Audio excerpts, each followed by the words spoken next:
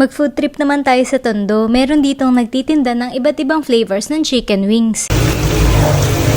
May mga silog din, sisig at chicken alaking. Dito yan sa may Chubby Wings, sa may Wagas Street, Tondo. Commute na lang dahil walang parking at may 3 tables sila. For only 85 pesos, meron ka ng 2 pieces chicken wings with rice. Pwede ka mamili ng isa sa 12 flavors na pagpipilian. Pinili ko dito yung salted egg.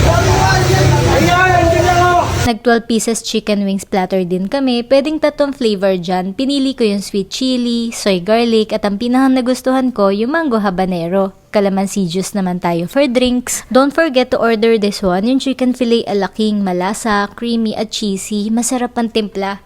Nagugustuhan mo rin to.